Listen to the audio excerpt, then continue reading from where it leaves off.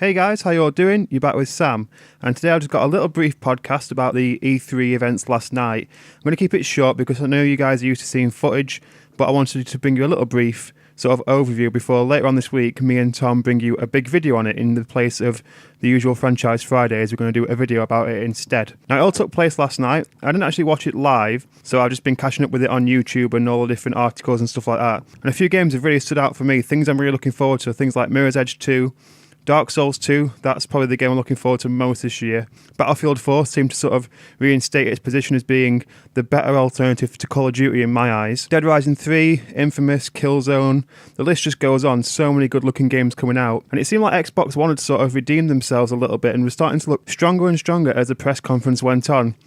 But then it came to Sony's turn, and it was at this point where the dynamic really shifted. They announced so many things that really put the ball back in their court. For example, the PS4 is going to be cheaper than the Xbox One.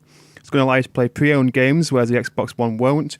And it's not going to require you to be connected to the internet all the time in order to play your games, whereas the Xbox One does. So it really represents a massive shift in marketing for this, because on the last release, it seemed the PS3 was not marketed as well as the Xbox 360. Now it's completely the other way around, and I think Xbox have really got the marketing completely wrong for this. For example, you're going to get a lot more free stuff on the PS4. Members are going to get, I think it's a free game. I think about it every month. You're not going to need a PS Plus paid subscription to watch things like Netflix and stuff like that, whereas you need Xbox Live Gold to do that. But you will need it for online. But to be honest, I don't mind paying for an online subscription as long as it's good. I mean, if you compare the free PS3 online to the paid Xbox 360 one, there's no comparison. Xbox Live kills it every single time. But I'm happy to pay that little bit more to get a good quality PlayStation online. Also, I think the raw power of the PS3 is greater than that of the Xbox One.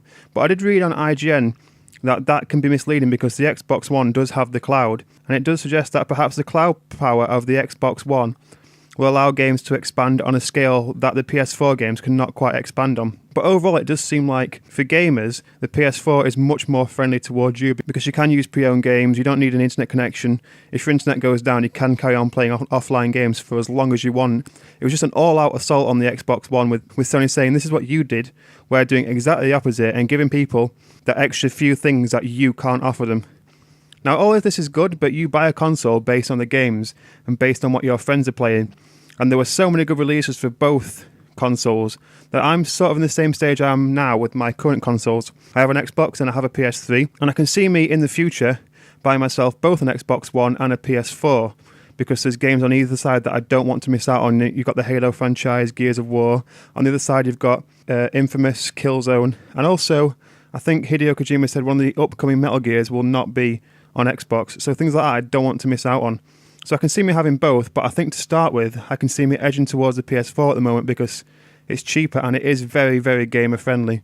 So like I said, there's a big discussion coming out later this week with me and Tom. I just thought I'd break things down to you.